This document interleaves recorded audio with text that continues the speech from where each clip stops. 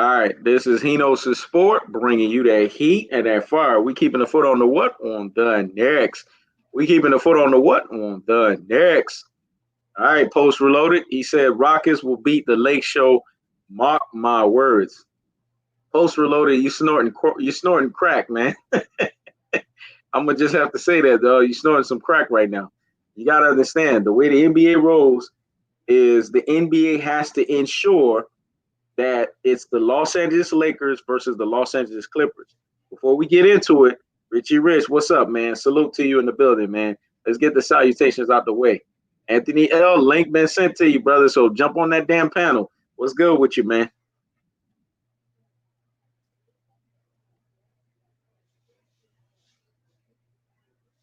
Waiting for Anthony L. Floor is yours, Richy Rich. Oh yeah, shout outs to He Knows. Shout outs to all you coming through in the chat. Uh, we're gonna be touching up on today's matchups today, plus what happened in yesterday's matches. So I'm looking forward to seeing how we're gonna dissect, how we're gonna go over the games that went through yesterday and the upcoming games today. Those games were pretty exciting, and I expect these games tonight to be exciting as well. With Miami trying to get a 3-0 lead against the Bucks, and the first game between the Rockets and the Lakers. So those games should be intense, from start to finish. So let's see what those games got to show us. And we're just gonna go over and we're gonna give you that heat and fire on He Knows his channel. That's what's up. That's what's up. Salute, Winetta. What's going on? Anthony L, salute to you in the building. What's good with you, Anthony L? What's good, everybody? What's good? He knows the sport. Appreciate you for inviting me once again to be on the broadcast for today, and I'm excited to get into it.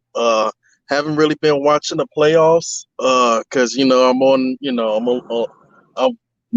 taking a break from the playoffs right now because of everything that was going on. But I'll get into that in a few minutes. But glad to be on the broadcast, and salute to everybody.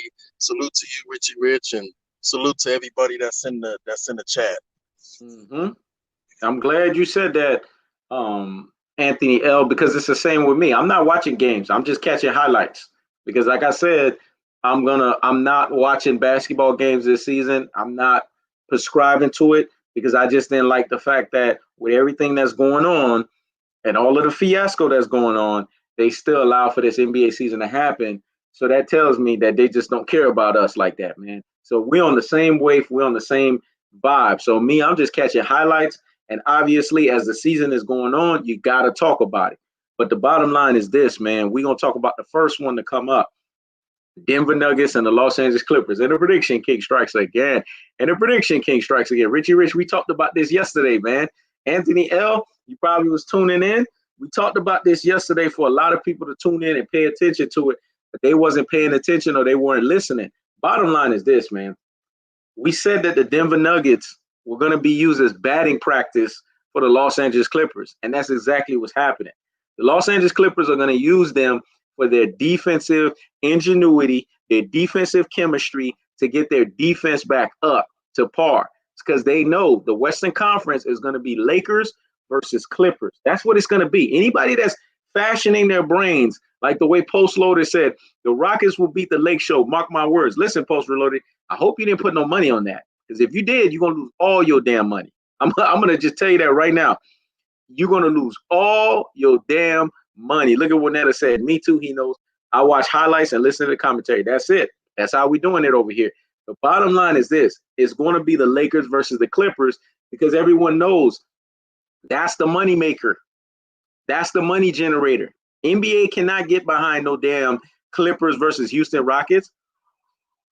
So what? We're going to watch Kawhi Leonard stick it to James Harden, the basketball Tony Romo, the basketball Zab Judah, front runner, give you all the exploits in the beginning, but then get locked down? Please. It's got to be Kawhi Leonard and Paul George versus LeBron James and Anthony Davis. That's the sexy lineup that everybody wants to pay attention to. The Denver Nuggets are overachievers. They beat a Donovan Mitchell Utah Jazz team. Whoop-de-fucking-do. That's not an impressive team like that. Yeah, they came back 3-1, but there's levels and there's gears to this stuff. They're playing with the gears in the claw. What you just saw, what happened was Jamal Murray got what we call a rude awakening. What happened when the claw put that defense on that ass, Richy Rich? What happened, Anthony L? He locked him down. This ain't no damn Donovan Mitchell.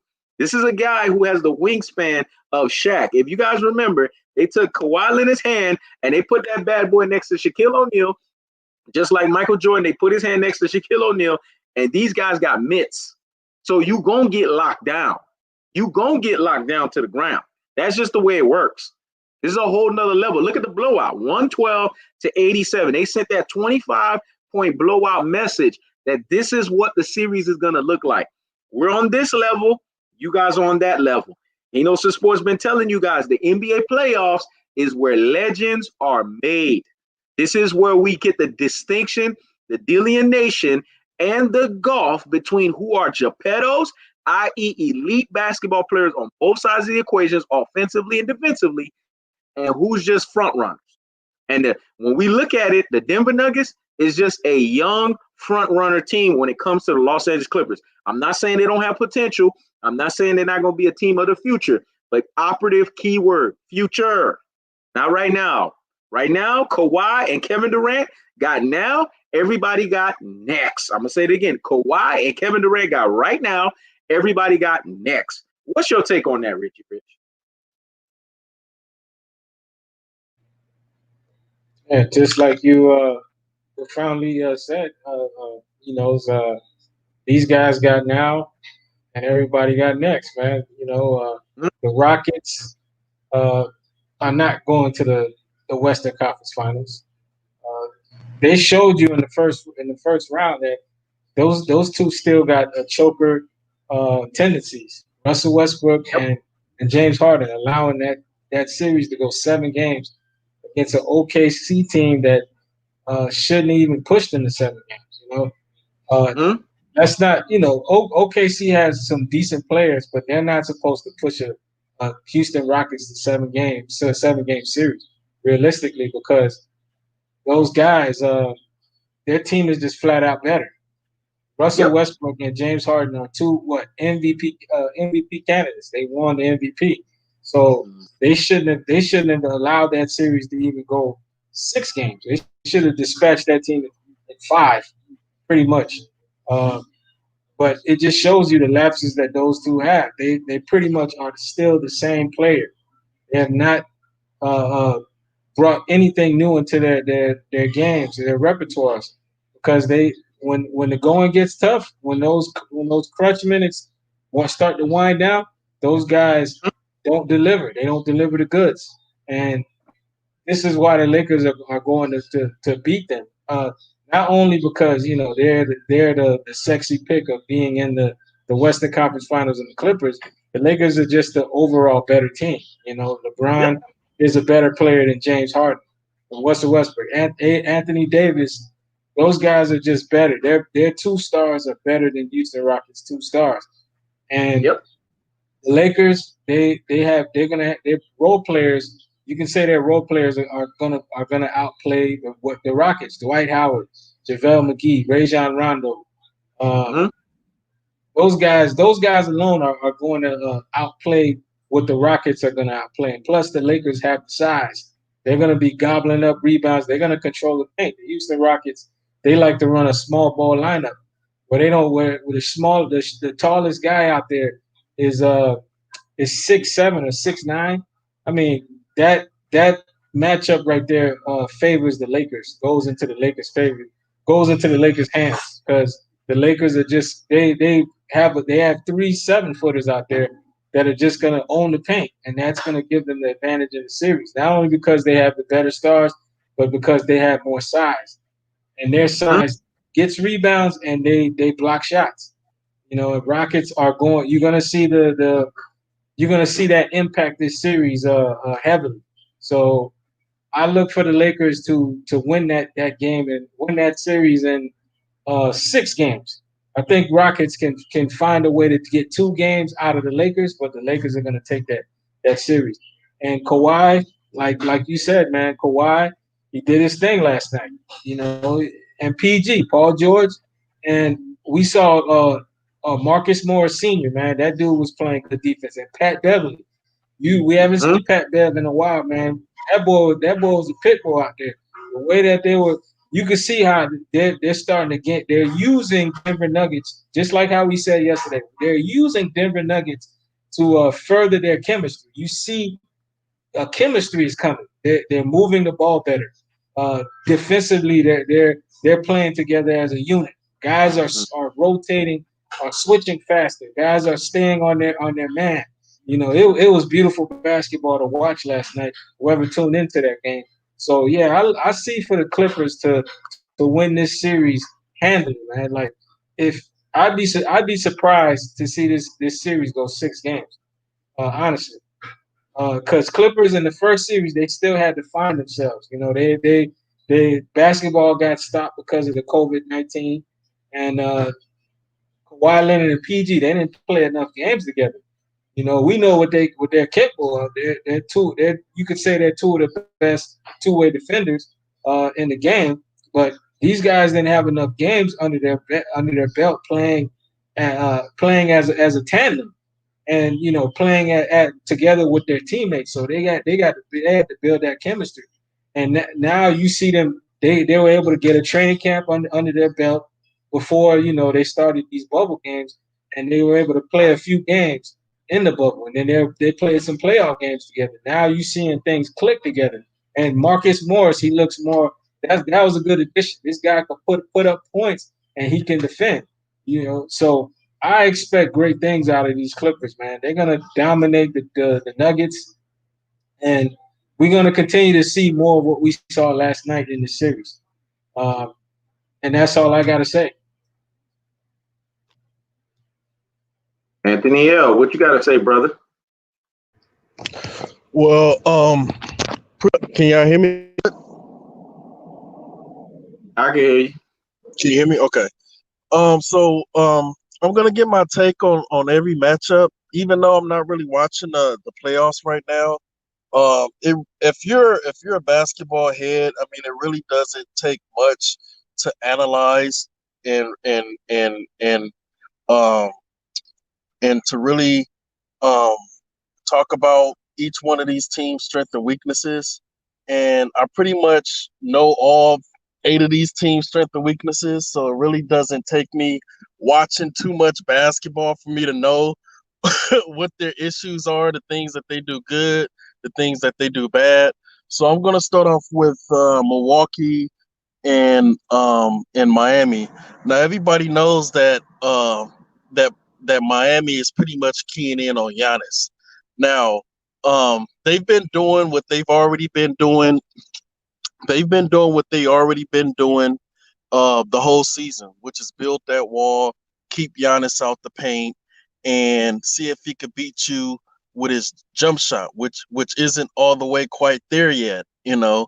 And so they're gonna keep on using the same formula. They're gonna keep using the same formula against Giannis until they find another way to beat it. And they're showing that Budenholzer has not yet found an adjustment to what they're doing. Um, Now Giannis is doing the right thing by kicking it out to his open shooters when they're open. But I mean, if they're not knocking down shots consistently, that's still not going to be enough to win games, especially in the playoffs, because they're depending on a 41-year-old Kyle Korver who just ain't got it anymore.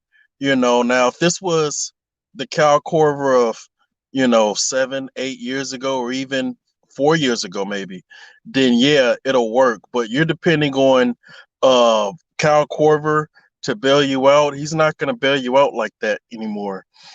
He could still hit.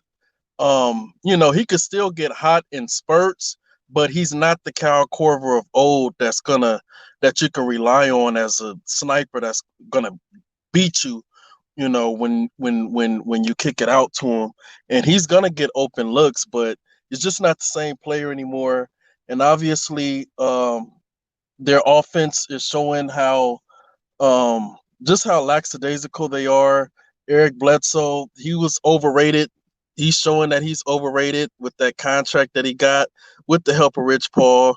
You know, he got that extension and he got that money, but I mean, you know, I don't see that much productivity from him on the court. So he's gonna have to step up because I know they're not getting nothing from him. You know, all I got to do is just look at the box score and see, okay, you know, Eric Bledsoe, okay, he's not doing much of anything. And it's already showing that they could have used Malcolm Brogdon. You know, I think that's what hurt them this year. Yeah, sure, they was able to win a lot of games in the regular season, but the absence of Malcolm Brogdon really affected this team. And Chris Middleton is supposed to be their second best player. They're not getting nothing from him. So unless Giannis's teammates step up, you know, it's looking like it's going to be a sweep right now, in that series. So I got Miami taking that series. Um, as far as the Boston and Toronto, um, as far as that matchup, Pascal Siakam, he's got to be the one. He's got to be that X factor, which is what he's always been, for the past 2 years. He's got to be that X factor and really step up and use his athleticism, use his size, use his length, and he's got to make some plays both offensively and defensively, and really put his stamp, you know, in that series if Toronto want to have a chance. And unless he contributes and contributes at a higher level, then I see a sweep. Well, not a sweep, but I see Boston finishing that series in 5. So that's pretty much my prediction with that. As far as the Clippers and Denver is concerned, Jamal Murray is realizing real quick that well, one, he ain't no Luka Doncic, and two, you know, this ain't, you know, as much respect as I have for Mike Conley. This ain't Mike Conley you're going up against, bro. You know, this ain't no Mike Conley and Donovan Mitchell. I like Donovan Mitchell. He's a rising star in this league, but it's levels to this, you know. Like Meek Mills always say, like he knows always say, it's just levels to this, you know. And you're going up against a two-time Finals MVP, a two-time Defensive Player of the Year in Kawhi Leonard. It's just levels to it, you know. And you're not even gonna give Kawhi half the problems Luka Doncic gave him. So I really don't see Jamal Murray doing anything in that series. As far as that front court is concerned, um, I mean, we're already seeing that Paul Millsap, he's not the same player that he was when he was with Utah. And then as far as with the Joker, he's missing in action right now. You know, I mean, he's already showing that it don't matter what type of big you throw on him, he's gonna be soft, and he's gonna be soft in crucial situations. You know, now during the regular season, you know, he's great, but in the playoffs, he has a tendency to disappear. And I thought things was going to be a little bit different with him because during this whole pandemic, he had lost a lot of weight. He got slimmer, you know, he got healthy, you know, and he had a lot of time off to get his game together. But since then, he really hasn't been all that impressive. Even in the last series, he really didn't. You know, it was mainly Jamal Murray in that particular series, and he didn't really do much of anything. So unless he really steps up and inserts his dominance, which he never really had, but as a big man, you have a responsibility to just insert your dominance. You know, especially down low once you get the ball. And I haven't yet to hear or see it. So as long as he's going to play like that, then it's going to be easy work for the Clippers. Now, as far as the Lakers and Houston is concerned, I got the Lakers taking that series. Houston is they have the talent as far as their ability to score and as far as the experiences and you know what Westbrook and Harden brings to the table as far as like their talent is just as far as like the IQ. When you look at who do you favor in terms of IQ basketball and making the right decisions with the ball, you know, I mean, it's gonna favor the Lakers all day. Now whether it's rigged or not, Mhm. it's just Lakers is just a better team, Mhm. and with James Harden, he hasn't really uh really have his really coming out party in these playoffs as far as like the James Harden that we're accustomed to seeing in the regular season. But it shows that what he does in the regular season, it doesn't translate well in the playoffs. Mhm. And Harden and Westbrook has to prove that now the small ball worked. I do give them credit at least um during the regular season, right before the whole NBA stoppage. The small ball did seem to be working for a stretch, and Houston did go 8-1 in that month of February. But when you have two superstars that have the tendency of going back to their old ways, you know, and not playing fundamentally sound basketball, that's where it affects them in the playoffs. Mhm. And when you see Harden reverts when they start reverting back to those 1-on-ones and hero ball, playing that hero ball, then that's when everything goes down the drain. So and they really don't have anybody to stop Anthony Davis. And to me, Anthony Davis has been the MVP of this Lakers team. And it's crazy because Magic Johnson, and I like Magic Johnson, but come on, bro. Magic Johnson sent out a tweet last night talking about, LeBron and Kawhi has been the best in the playoffs. And I'm like, bro, are you serious? You like, and see, this is the type of disrespect, the Mhm. backhanded disrespect that Anthony Davis has been getting all season. And I just found it kind of funny that he wanted to first you already not even realizing, you probably do realize it because what you're doing is probably intentional because Kawhi shaded the Lakers last summer. So Magic it's funny how Magic putting out that tweet, you want to put Kawhi in the same sentence as LeBron. First of All right. all, Kawhi has been the hottest player in the playoffs, even in those two losses against Dallas. Kawhi has been steady, and Kawhi, he has taken the whole initiative to where it's like, you know what? Like, I know Paul George is struggling right now, but I'm not about to wait on Paul George. I'm about to step up to the plate and I'm gonna lead by example. And I'm going to take the lead and everybody else just gonna have to follow my lead. I'm not gonna sit up here and just say, you know what, let's wait on Paul George to get his mind right, get himself together. No, like you see what Kawhi's been doing. He's been averaging 30 points in the playoffs. So Yep. that lets you know that where his mindset is. He is on a mission right now. He may not say it vocally, and you may not hear it publicly, but he is on a mission. His Facts. mind is on a mission, and his goal is to win that championship. And everybody else is just going to have to follow his lead, Mhm. and he's not going to sit back and wait for Paul George to come through, Lou Williams to come through. Say, you know what? If I got to put this team on my back and get you 35 and 40 and close out the rest of the way in the fourth quarter, so be it. You know, I'm not about to sit up here and wait on Paul George.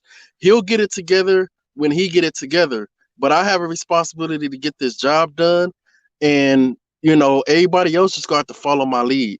So that's the Exactly. approach that he's taking, you know, and he's doing it without a second superstar because, let's just call it what it is. Paul George is an all-star, but he does not have a superstar mentality, and he's not at a superstar level yet to be placed in that category. So Exactly. right now, Kawhi is the man, and he is the lone man. LeBron is playing with a top 5 superstar in the league when he is healthy. Now, we could talk about how Anthony Davis is soft, how he's this, how he's that, but as far as the productivity and the production and the skill set, it's there and it's showing. And I really wasn't all that impressed with that with what they did in that Portland series. I mean, even in that last game, they struggled against Carmelo, and Portland wasn't even feeding Carmelo the way they were supposed to, and they barely won that game. So it's like, yeah, it was a short series, but it wasn't impressive because they weren't good at the free throw line. They were missing way too many free throws, and Exactly. it was just ugly, you know. And even the games, I mean, you would think, you know, with Damian Lillard out, you know, with his injury, that, you know, okay, that's your opportunity to demolish them. Portland don't have Collins, you know, you should demolish this team. And even in the games that they won, they struggled to beat Portland. So that doesn't really bode well for your future in your next matchup against the, because we all know that's going to be the next matchup. That's going to be the next matchup against the Clippers, because I still got the Lakers beating Houston. But if they don't straighten this whole thing out, they're gonna mess around and run into a hot Clippers team that's clicking on all cylinders, Right. because the Clippers got battle tested. They got battle tested against Dallas, you know, and sometimes you need that. Sometimes, you know, you need that, especially in the first round, to wake you up like, okay, you know, you the favorites, but don't get it twisted. You could still get beat at any moment, you know. Mhm. And I think they needed that extra nudge, that extra push to remind them, like, hey, you know, like, we didn't get to this point and do all this work to get knocked out by Dallas, you know. And Mhm. they understood that. They woke up to that. And ever since then, you know, they've been clicking on all cylinders. So if Facts. you're the Lakers, you can't get caught up in the hype and what the media is saying about you, because the media, they gonna sing the Lakers praises regardless, and you Yep. can't get caught up in that. You got to stay focused, you Mhm. know. And you know, they're gonna end up running into that right team, which the only team left for them to run into, which is the right team, is the Clippers, because Denver is gonna get eliminated, and then Houston, unless something happens. The only way I see Houston winning this series is if something happens to Anthony Davis. You know, that's the Mhm. only way I see Houston winning this series. But as long as is Anthony Davis got both his two arms and his two legs functioning, you know, at 100% level, I just don't see Houston beating them. But if you're the Lakers, I wouldn't get too I wouldn't, you know, I wouldn't I'll just stay focused. If you're the Lakers, don't get caught up in the media hype. Don't get caught up in, oh well, you know, yeah, this, you know, Houston will get past Houston. Same old Houston, just like every year. Same old James Harden, which is true, but at the same time, is you want to play every single opponent as if they are the Clippers, even though they're not the Clippers. They're standing in your way of winning a championship. Mhm. So can't lose focus, you know. And that's pretty much I got to say on that end. I got a little bit more to say, but you know, we'll eventually swing around to that. But that's pretty much my prediction for all four matchups. All right, Jalik the leader. What's your take on it, brother? What's popping? Thanks for having me on, bringing that heat and that fire. Shout out to Rich. Shout out to Ant. I'm gonna make it short. Let's start with the series that's kind of like is not gonna be as competitive. The Nuggets and the Clippers. Homeboy Mhm. was bad tire yesterday. Also, you gotta give Clippers credit because their defense done a better job than what Utah did for Murray. And y'all was speaking on that. So I'll give you credit on that one yesterday as far as Murray not doing it. Now, I think Murray will have a couple of good games, but it ain't going to be like that first round of the series because I Mhm. think that took a lot out of him. A lot of those games, not as just physical, it's like a mental thing. You become exhausted. And you are right about Jokic. It's something about him. I think you need to get in the weight room, and it's a certain mentality that you got to have because it's funny. He's bigger than Unicorn, But Unicorn be about it, bro. Unicorn got some text, but he be ready to fight. Like, you can't come around there and push him. It's just a personality thing. And a lot of times when you have that personality, it brings fire to your team and it hypes them up. So you can't be around there all passive and you got to be strong because you're the leader of the team in a sense, you and Murray. So I see them winning one game. I don't think they're going to get swept like that because I say the Clippers take off a game, especially when they get comfortable. So I see them beating them in 5 games. This is a good time for them to work on some different things for their next opponent because maybe they should try to get Paul George even more consistent because it's going to be real hard for just Kawhi just to do it like he did last year. Because, I mean, Kawhi, after all these years of playing, I don't know, bro, because it's up to Paul George. So that I got that one in 5 right there. Easy. I think they got enough respect for themselves not to get swept. And on to the Milwaukee and the Heat. We was talking about this before. I said it'd go in 6, but this is the only series because I know how basketball works with the rigness of it and the business aspect of it. I think Milwaukee can come back and actually win it, but I'm almost certain that the game will go to 6, whoever win it. Now, do I see Milwaukee winning 4 straight? No, but if they happen to get on a win streak, I say it'll go to 7 games because there's no way that the NBA would want Giannis to leave Milwaukee.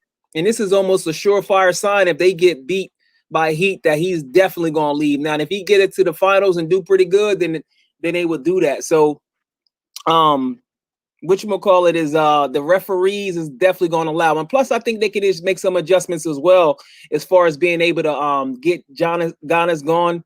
Their X factor, they're going to have to use if I was them, I would, because when homeboy is hot, he's hot. George Hill, when George Hill is hot, he's hot.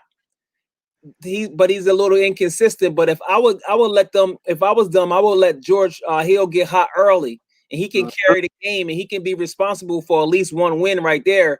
And just in case homeboy, jumper isn't as good.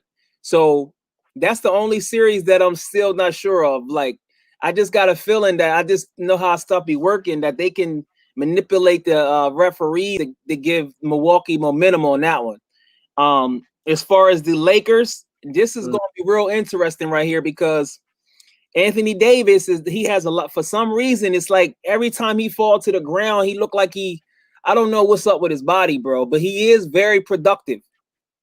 Now, each series as it gets tougher and tougher, it's good to have an X factor. If I was dumb, since they playing small ball, I would throw Tyson Chandler in there, former defensive player of the year, to try to slow Anthony Davis down. And if I was their gimmick coach, what's his name? What's their coach name? The gimmick from Houston, Tom's, whatever his name. Y'all know the gimmick name. Mike D'Antoni. Yeah, D'Antoni. I would tell him to rough Anthony Davis up. What he got to lose? He not getting in the game. I'll say Tyson Chandler, get in there, rough him up, try to get him in foul trouble, get inside of his head and do something, because the more he's in foul trouble, the higher it increases their chances. Now, if MVP Russ and MVP Harden play, then Houston can actually win, but it's just something missing the way Harden does. See, if Harden was like Reggie Miller, like where he actually moved around without the ball and put more pressure on the defense, he would be even way better, and it would increase their chances of winning. But when you stick in James Harden, if he don't got the ball, he's not really moving around and getting you tired. So if he was more like Rip Hamilton, moving around, going through screens and different things like that, and allow Russell Westbrook to control the ball, because Russell Westbrook is a good passer too, then that would definitely get him the victory. But you can take breaks when you take Harden if he don't got the ball. So because you know what he's going to do, and he basically kind of do the same thing, and he hasn't gotten hot yet. So in this series, I got Lakers winning in 6. But I think 2 or 3 of the games is going to go into overtime for sure. But it's something about their eye. It's something about Russell Westbrook. Russell Westbrook is one of my favorite players, but I got to keep it 100. It's like he's playing just off instinct. He actually don't sit down and think about what he's doing. Like, he get real hot, and And then part of that he was missing because he was out for like mad weeks with like a few weeks with the quad injury. But he was just it's something in his brain that don't click when it's like he don't know how to turn it on and off. It's just 100 all the time. So I got Lakers in 6 on that one, but I think about 3 of the games is gonna go into overtime. And what's the other one? We got the Celtics. And you was hold on, we're gonna get to that. We just was talking about these first 2 teams. My fault. Okay. You already said your take on it? On those 2 series, yeah. My fault, yeah. I got it right there, yeah. All right, so let me just say this real quick. You know, Jalik, he'll get ahead of himself, man. I'm just nothing wrong with that. Nothing wrong with that. You're just an NBA fan, bro. Nothing wrong with that. We're gonna get to it, dog. But let me just say this real quick. Russell Westbrook didn't know his role and he didn't know his damn place. Richy Rich know how I feel about Russell Westbrook. You guys are knowing how you guys have been knowing. Anthony L, you know, everybody else know. Russell Westbrook, Doug Banks, you know I love you, man, but I gotta just do that list, though.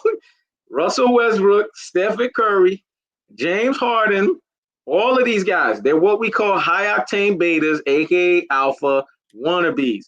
Russell Westbrook didn't know his place and he did not know his lane. Salute to you, Lewis Sports Network.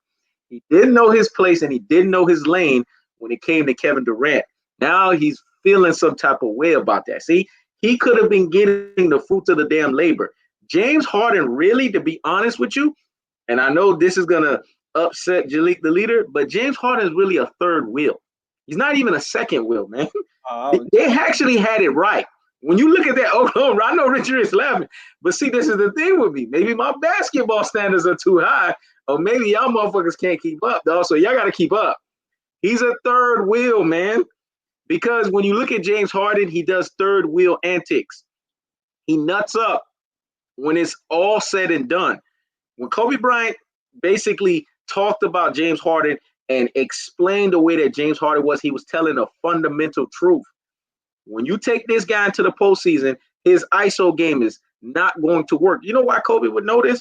Because Kobe has tried this shit before in the regular season. He knew this style of basketball, it doesn't work in the postseason. Because what is evident with the postseason that I've been telling you guys, the game gets slowed down to the crawl, it gets slowed down to the snail. Now, when you play this ISO basketball that they don't pay too much attention to in the regular season, this is playoff basketball. Teams are about trying to position themselves to get into the next round. So this team knows it's doggy dog. I got to beat your ass if I got to get advanced to the next round. So defense locks in. Defense becomes more intense. Defense enhances itself. Therefore, when this happens, that means whoever is that ball hogger or whoever is that guy that suffocates the basketball is getting shut down. The problem with James Harden is this. He's a flopper. This is how he tries to get baskets. He tries to look at the referee and then he tries to jump into somebody else and flop with them at the same time. That's not going to work against teams that are lock-in defensively. When you look at the Los Angeles Lakers, you can say what you want about LeBron, and I'm the one that you guys can probably say out of any platforms, ESPN, you name it. Ain't nobody come at LeBron as hard as he knows the sport. That's a fact. That's a fundamental fact. I come at his ass harder than any damn body, and that's always going to be the standard. But the bottom line of what I'm going to say about LeBron is this. LeBron is an atrocious, and when I say atrocious, even if you give me LeBron's highest years of playing basketball, he's an atrocious on-ball defender. Where LeBron gets you is in the help defense department.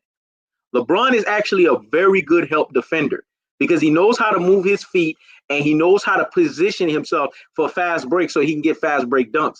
He's a great chase down blocker. Everything LeBron does from you, because LeBron is so afraid of confrontation, is from behind. That's why he's a great chase down blocker, because LeBron always likes to get you when the going is not tough.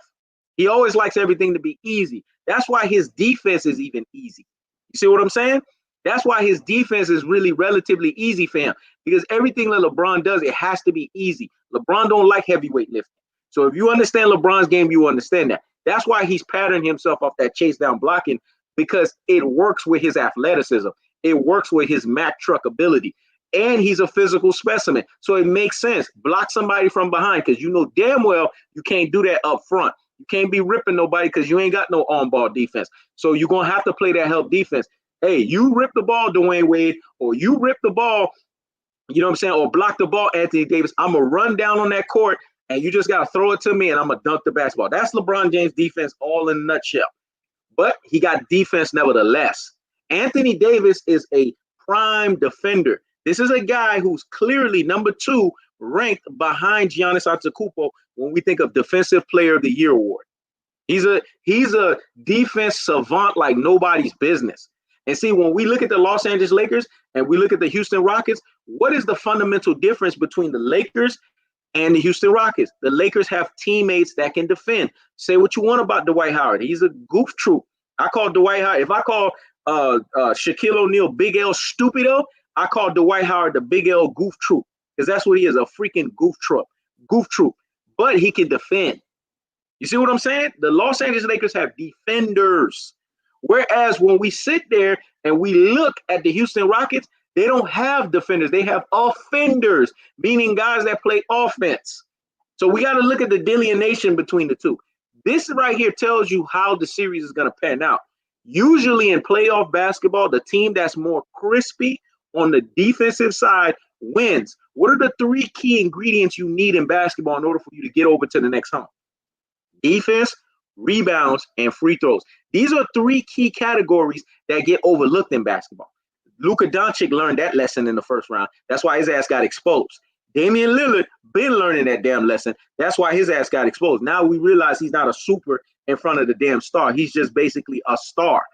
If you're not defending, you're not rebounding, and you're not shooting your free throws, you're not going to win. What is prevalent with the Los Angeles Lakers? Los Angeles Lakers, they get to the freaking free throw line a lot. The Houston Rockets, they do get to the free throw line, but that's because of James Harden's flopping. But that shit ain't going to work over LeBron. Who do you think the referees are going to favor? Anybody here on the panel know what time it is. You think they're going to favor James Harden over LeBron James for ref calls? Come on, Richy. Rich, you know what time it is. Anthony L., you know what time it is. And even you, Jalik leader, the biggest LeBron tard, know what time it is. James Harden ain't getting no damn foul calls over no damn LeBron James. Matter of fact, if LeBron James is guarding James Harden, they're going to call a foul on James Harden because they ain't playing that. So that's just the way it works. Yeah. So you got to look at all of the nuances that's associated with this series, and that tells you everything you need to know. Now, Jalik leader said a fundamental point that I agree with. Mike D'Antoni. This guy right here is defensively allergic. This is why the Phoenix Suns did not go as far as they did. Exactly. This is why when he played with the Lakers, he overworked Kobe Bryant, and they didn't go as far as they should have, because Mike D'Antoni is all about offense. He's not about defense. As a matter of fact, he should be an assistant coach on a great team that basically he's the offensive assistant coach. He's the one focusing on the offensive side of the basketball. He should not be no head coach for no damn team. Now, I know that's a bit extra, but it's the truth. Remember, offense gets the glory, but defense wins championships. Then you got Russell Westbrook. Now he's learning his lesson. See, Russell Westbrook is now getting the hangover of what life looks like when you don't have Kevin Durant, when you don't have that over-the-top player that made your ass look good. Now he's learning. See, this is the thing with basketball. There's a hierarchy. And when I say this stuff, it's a hard-line approach. But my boy Lewis Sports Network, he knows the standard. Lewis Sports Network just said in an encyclopedia form.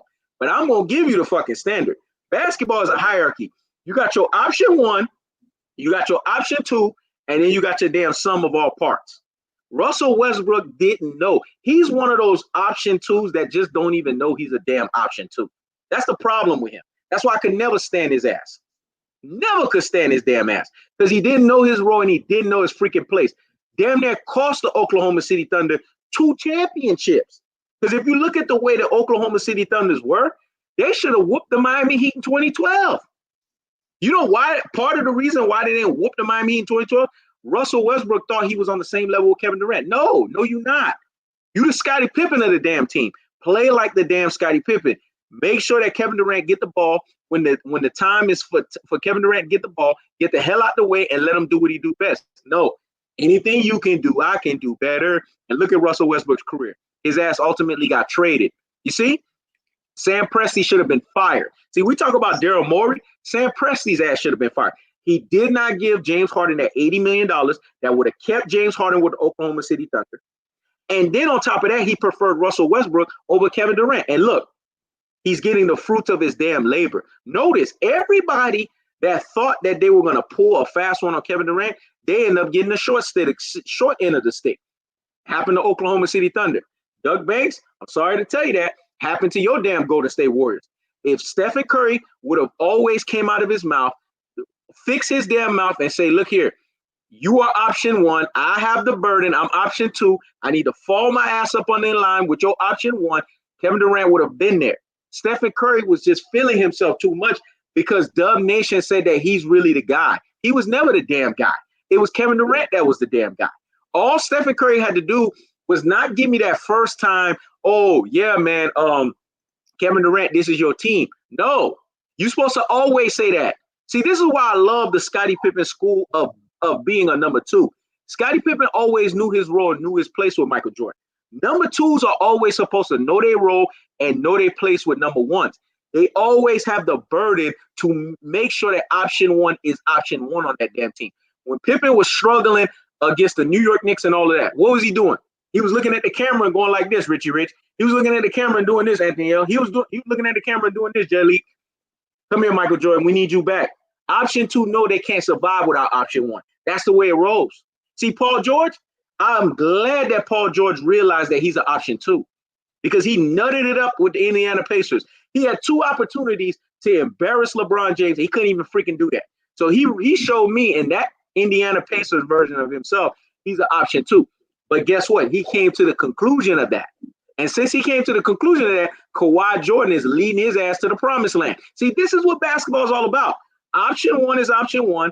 Option two is option two. And then there's the sum of all parts. If Stephen Curry would have came out when Kevin Durant was feeling that, hey, Draymond Green is saying all this, ja nonsense, all Stephen Curry had to say is, look here, Draymond Green, higgity fucking hush. This guy right here is our over-the-top player. He's carrying us over to the promised land. We're going to keep running this damn dynasty. Just shut your mouth, know your role, know your damn place, and then he can stay on the damn team. Then Kevin Durant would have stayed on the damn team. And then here's the other burden that Stephen Curry had to do. Stephen Curry just then only needed to relinquish the fact that he gave the team to Kevin Durant, which is what he did. He had to relinquish it to Dub Nation. He failed to do that. And that's why Kevin Durant left. Because when Kevin Durant said in contract year, I'm feeling like this team don't accept me. Basically, that's option one saying to option two. He ain't talking to nobody else. He's really talking to Stephen Curry. Hey, you better get your rabbit ass in the damn media. You better fix your mouth, and you better say that this is my damn team. Stephen Curry didn't do that. And what do you think Kevin Durant did? Left his ass high and dry. And what has the Golden State Warriors been since? You see, there's a pattern. When Kevin Durant leaves your team, it's not like LeBron James that leaves your team and leaves it in chaos. When Kevin Durant leaves your team ain't no longer the same. It's completely demoralized because you don't have that over-the-top player to take you to the damn promised land. Are we talking about Golden State Warriors as the team now? No. They're actually the laughingstock of basketball right now because they don't have Kevin Durant to bail their fucking asses out no more. Now, how does all of this correlate? Russell Westbrook, pay attention and listen. Look at what Kevin Durant did when he left your ass. He won and got 2 titles. What have you done since? Your ass got traded from the Oklahoma City Thunder. You on the Houston Rockets, and look what the Houston Rockets did. They took 2 high-octane betas, aka alpha wannabes, put their ass together, and damn near Russell Westbrook and James Harden. And what you think was going to happen out of that? Plus with Mike D'Antoni's coaching. This is what I say. Now, I know it's going to rub people the wrong way. It's going to ruffle some damn feathers. Blow that fucking team up. Because what you're going to get with those two is the same of what you're going to get, which is they're going to go to the playoffs. They're going to get you a few rounds, but they're not going to win nothing. And what you guys are ultimately going to see with Russell Westbrook and James Harden, they're going to start going at each other's throat. Trust and believe it's coming sooner than later. These two are going to go at each other's throat. Now, going to the Denver Nuggets, we had Reject Robbins and all these other people telling us, oh, look at Jamal Murray. Look at Jamal Murray. You know, ultra fanboys of the ultra fanboy rhetoric. As I listen, man, there's levels to this basketball stuff. They're playing the pinnacle guy right now in the game. See, people forgot about Kawhi Leonard because they were all caught up in prisoner of the moment fiasco. They forgot that this is a 2-time finals performer with 2-time finals MVP. Do you understand how emphatic Kawhi Leonard is on the basketball court? Lest y'all forget, look, let's have to remind your asses. This dude locked down LeBron James. I'll never forget that. I always thank Kawhi Leonard for that. Made LeBron James leave the Miami Heat because he just didn't know how to deal with Kawhi. Kawhi was locking that ass up. You remember Richy Rich? The same year that LeBron James was saying, Tony Parker, and San Antonio Spurs, he made LBJ Riders Media put out something that the San Antonio Spurs made it extra hot because LeBron James couldn't perform. And are you freaking kidding me? Higgity fucking hush, man. That's the bottom line with that. He embarrassed that dude, then went on the Toronto Raptors, a team now that's realizing their fate, that they are a team that wins one title in every 100 years, that without Kawhi Leonard, they ain't nothing. They ain't nothing. And they learning that fate right now. They a bunch of damn nothing. See, this is the thing with basketball. There are superstar level players. Then you have what's called all-star and star level players. And then you have some of all parts. Kawhi Leonard is a superstar level player. Do you want to know who's going to beat Kawhi Leonard? It's a dude by the name of Slim Reaper. That's the baddest dude in basketball. When his ass come back next year, and I saw ESPN started talking about it with the Nets, when Kevin Durant come back, the natural order of basketball is going to be restored. You want to know what the natural order of basketball is? He gonna ram-a-lang every fucking body that guard him. This is a 7 feet phenomenon, a 50, 40, 90 walking gazelle that runs the floor like a damn guard. You can't guard this dude. That's why when he shot that 35 crooked little eye in LeBron James' face, LeBron was like, what the heck? I can't guard this dude. He's unstoppable. That's why you saw Kawhi Leonard in those 11 minutes. You remember this, Jalik? In those 11 minutes that Kevin Durant showed up, Kawhi Leonard was going like, when you ever heard Kawhi Leonard calling for help? 11 minutes, Kevin Durant was ram-a-langing that fucking ass. Hey, I need help. I'm on an island by myself. That dude, when he comes back for the next 3 years, we're going to have a Nets and a Clippers rivalry. Mark my word, I done said this. I've been saying it, and it's going to happen. That's going to be the rivalry in basketball. Nets and Clippers for the next year. I done told y'all the legacy is officially done. The cachet is officially over. That's right. I have to sprinkle some of my extras in this because I got to drop this napalm on y'all asses. The LeBron tars need to understand LeBron's legacy is gone. This is Kawhi and Kevin Durant's era. And anybody that's getting in any of these two players' way for the next 3 years, they're going to get ethered and they're going to get murked. The Denver Nuggets better be lucky if they don't get swept. Because right now, the Los Angeles Clippers is using them as batting practice. And you know what happens when somebody uses it as batting practice? Matter of fact, the Los Angeles Clippers is Barry Bonds, and the Denver Nuggets is the baseball. Y'all do the math on what I just said right there. So you think Durant is? What you think? Teams can win with just one star now? No, I don't think teams can win one star. To me, basketball is a hierarchy. You need your unquestionable star. And when I say unquestionable star, you need that dude that's going to deliver the goods when the game is on the line. Then you need a number two, a bona fide number two, a guy like Paul George that knows his role, knows his place, live in that motherfucker. And then you need a sum of all parts. You do need role players. No, I'm talking about the team. You said the Nets. You need a team. Huh? About the Nets. Oh, the Nets? I can tell you right now. Kevin Durant is the number one. Kyrie Irving is the number two. And DeAndre Jordan and all of them are the sum of all freaking parts. They got their squad. They got their hierarchy. Don't get it twisted. Bro. All right, bro. They got their hierarchy. Don't get it twisted. Kyrie Irving just going to dribble. He think he in the Rucker. Nah. Kyrie Irving already said it. See, Kyrie Irving did with Kevin Durant that he could never do with LeBron. Kyrie Irving said, I will willingly defer to Kevin Durant. Notice he ain't never said that to LeBron. You know why? Because LeBron is a fraud. He knows that LeBron can't deliver in the clutch, but he knows Kevin Durant is that dude. He said, this is Kevin Durant's team, and I will willingly defer. He ain't never said that fuck shit about LeBron. When LeBron came over to Cleveland, Kyrie Irving said, it's still my team. But notice when Kyrie Irving went to the Nets, I will willingly defer to Kevin Durant because guess what? Real ones know a real one. I'm going to say it again. Real ones know a real one. He knew LeBron was a fake one. So he knew he had to bail LeBron James' ass in the clutch. That's why he said it was my team. But with Kevin Durant and the Nets, he said, I will willingly defer to Kevin Durant because he knows he's inferior to Kevin Durant. You see the difference? You see the distinction? You see the delineation? You see the gulf? One is a true alpha on the court, and the other one is a masqueraded version of an alpha. That's the difference between Kevin Durant and LeBron James. We done clarified that. Let's move on to the next topic. Next topic at hand, Miami Heat. Richy Rich, what's your take on the Miami Heat and their whole turnaround and their whole thing with the Miami Heat being that team that everybody needs to pay attention and listen to? I feel like the Miami Heat was that dark horse that we talked about, was that team that was going to turn things around. I want your take on that, and we're going to go in order. Richy Rich, and then Anthony L., and then we're going to finish it off with Jalik. What's your take on the Miami Heat, bro? Well, it all started once Pat Riley came down to this team in the late 90s, man. I mean, he changed the whole culture of that team. You know, Pat Riley was already a well-known coach in the early 80s. You know, he won those championships with the Lakers, and then he coached the New York Knicks for some time. He made them a very competitive team, but that team just wasn't able to beat the Bulls. You know, Jordan was playing, and he wasn't going to allow that. But you know, they did give the Bulls a fight, a dog fight every time they played them.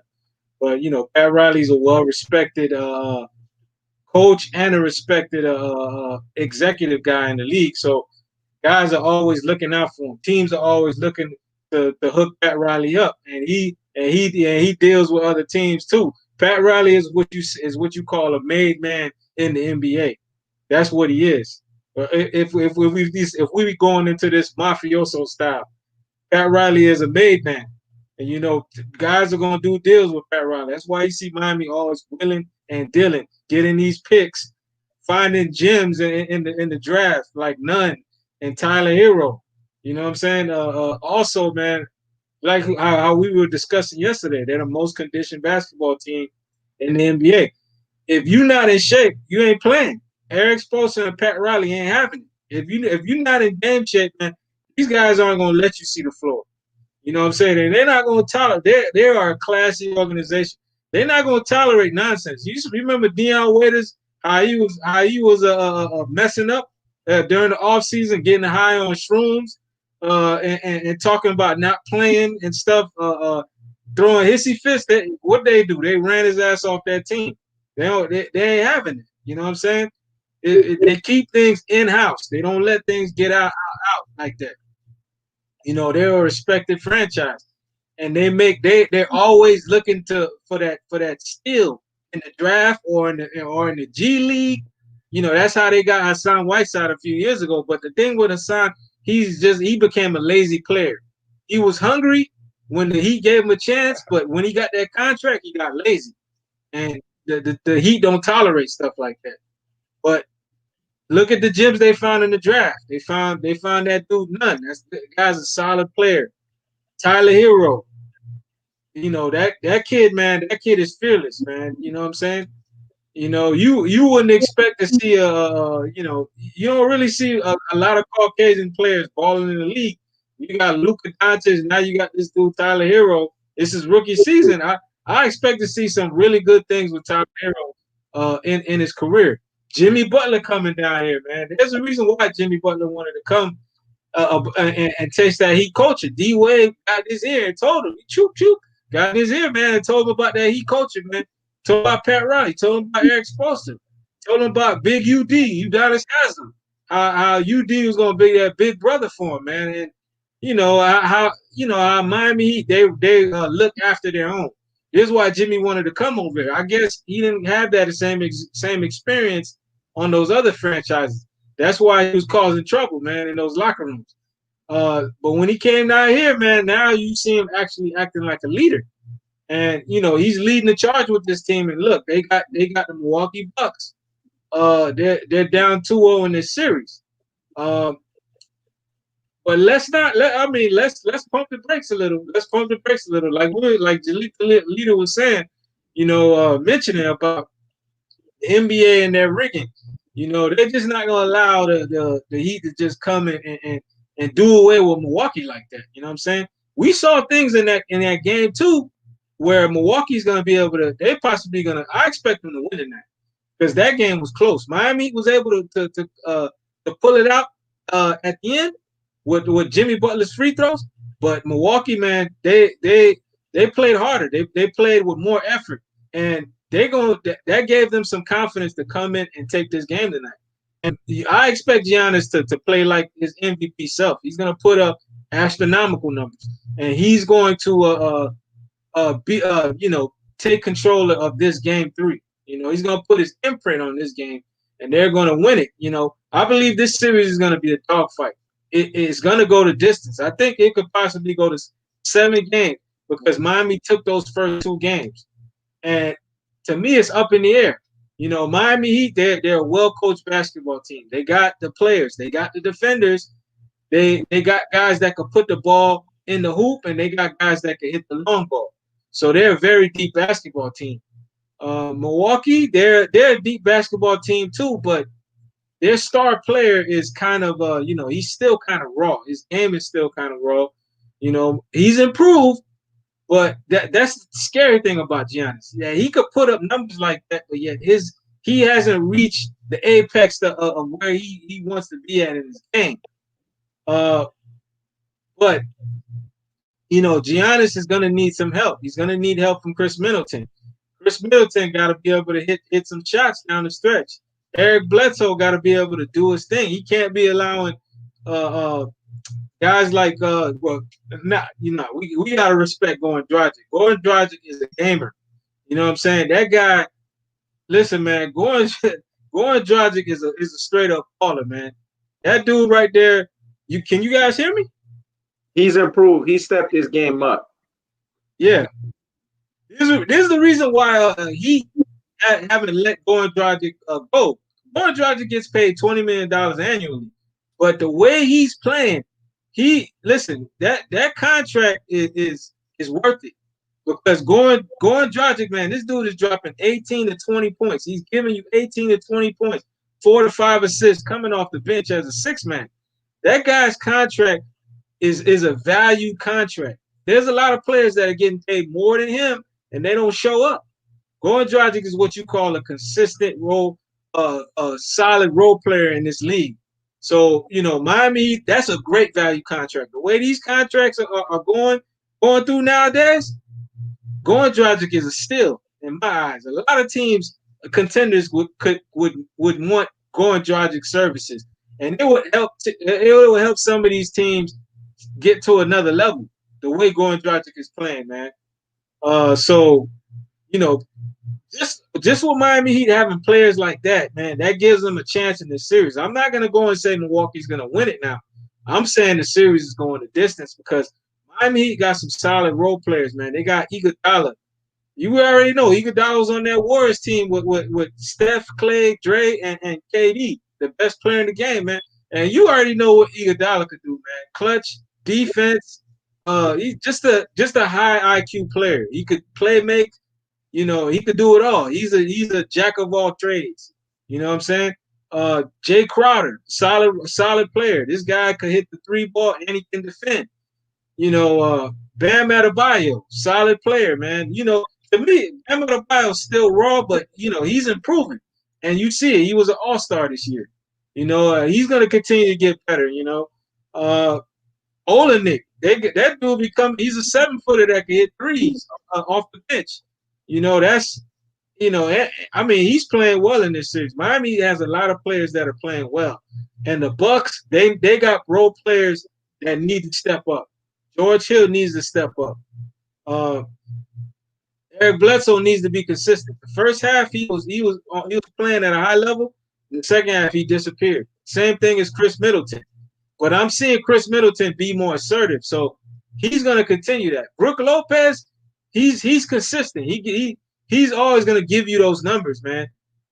Where you're going to get about 14 to 15 points out of him, and he's going to hit that long ball. He's going to mix it up in the interior sometimes because that's what he was when he was playing on the New Jersey Nets, Brooklyn Nets. He was a post player, and then he turned when he went to the Bucks. He became a shooter. But he could still mix it up down low. He could play in that post. They got Kyle Korver hitting threes. Wes Matthews, he got to step it up because they brought him in there to knock down threes, but he's not hitting no shots. I think if he hit his shots, then this series probably could would have been tied right now. You know what I'm saying? But we gotta give hats off to the Heat, man, because they're a well coached team, and you knew they were going to give this team trouble with the games that we saw in the regular season, man. They were able to make Milwaukee work. They stole 2 games in the regular season. It was 2-1. Milwaukee beat them once, and Miami beat them 2 times, and Miami beat them convincingly in those 2 games that they won. So I think Milwaukee's gonna win this game, but it's not gonna be like a statement game. They're gonna have to fight to win this game tonight. It's gonna be another nail biter. It's gonna be a close game tonight with Milwaukee edging the game out because they're gonna get Giannis is gonna play like MVP, and you're gonna have role players that just step up because their backs are against the wall. But like I said yesterday's show, if they go down 0-3, it's over. These guys know it, and they're gonna play like their backs are against the wall, like there's no tomorrow. So I expect Milwaukee to come in and win a close game tonight. Yep. Anthony, what's your take on it, brother? All right, I'm about to tell y'all a secret. So I'm pretty sure like some of you guys probably already got an inkling about what I'm about to say. But I'm about to tell you this little secret real quick. Y'all ready for it? Tell us, we're ready, man. Tell us, we're ready. All right. Okay. So here's the thing with Milwaukee. This series, this ain't even about Miami. This ain't about Milwaukee. This really, in a lot of respects, it's not even about Giannis, and I'm gonna tell you why.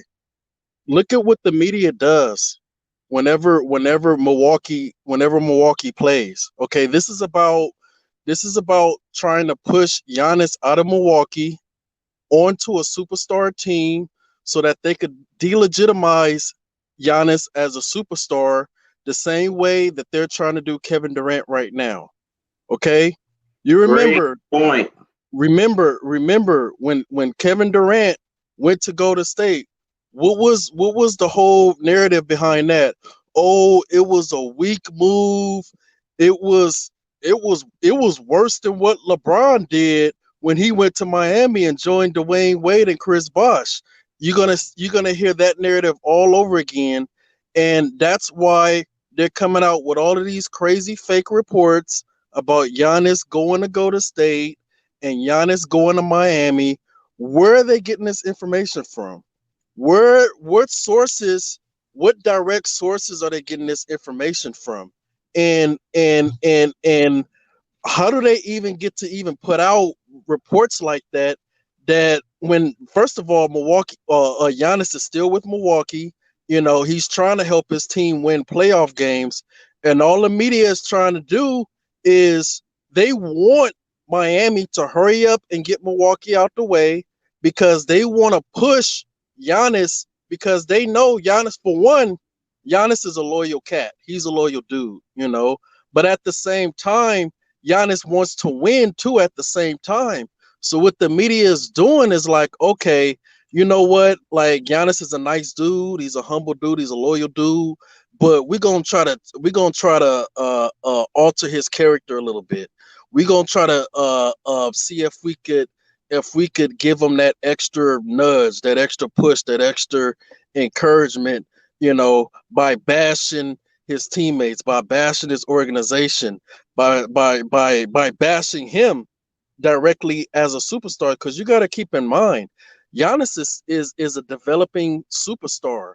He still hasn't reached his peak yet as far as being a superstar player. You got to keep in mind, who was the last person to win back-to-back MVPs at the age of 24 and 25? You guessed it. Ding, ding, ding, ding, ding, ding, ding, ding, ding. LeBron James, right?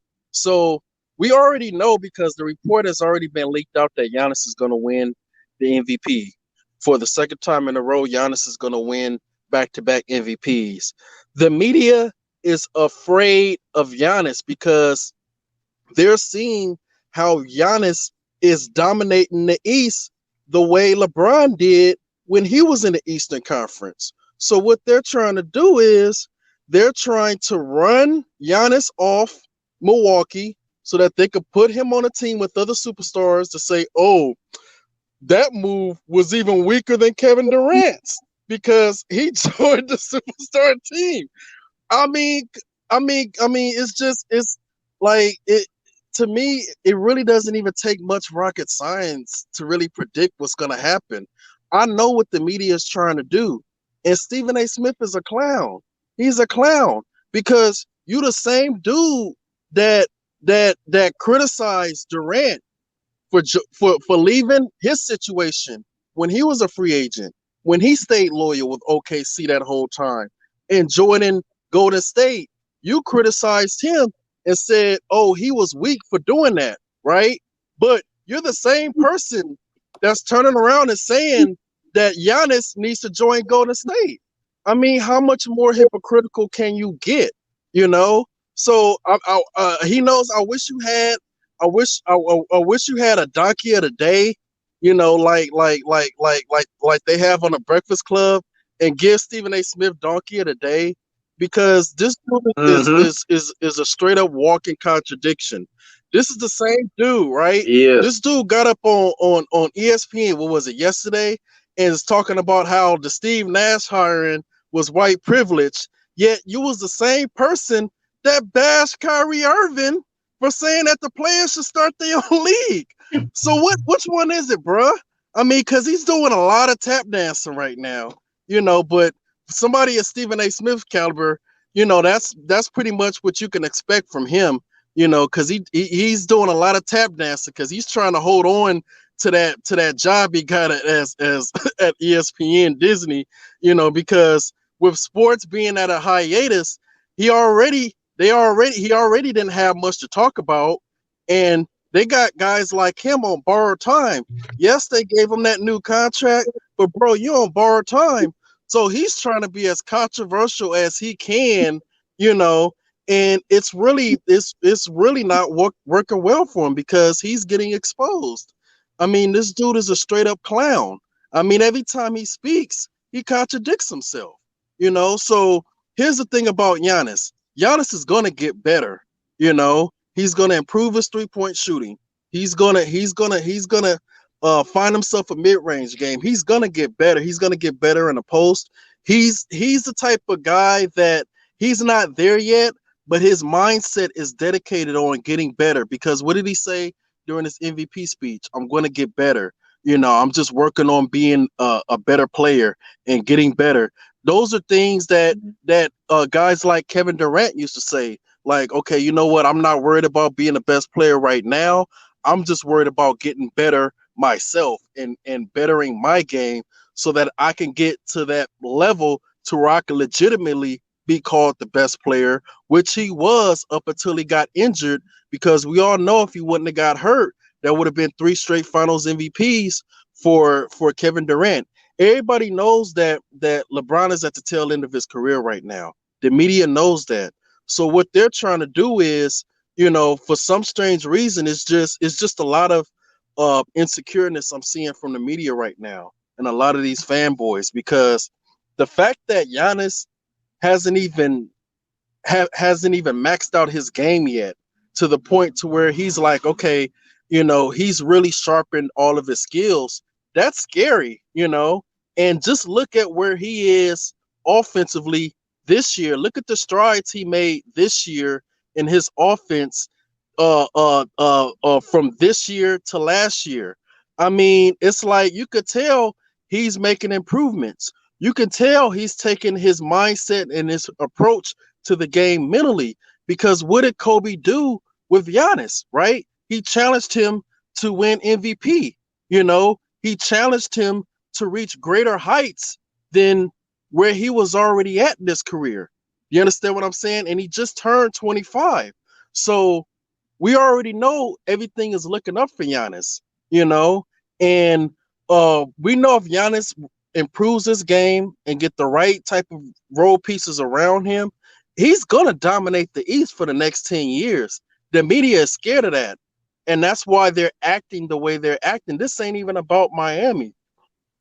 This ain't even about them winning the series. They're just trying all of this is about. This is just, insecurity on the part of, the all of these media fanboys and all of these different people in the media, that love to worship LeBron, and everything is LeBron, LeBron, LeBron, LeBron, LeBron. But we see it and how they attack Giannis, because think about it, they don't give Giannis the same excuses that they gave LeBron when he was in Cleveland the first time. Remember when LeBron was in Cleveland the first time, what was the whole narrative? Oh, he needs more help. We got to get him more help. He's doing it all by himself.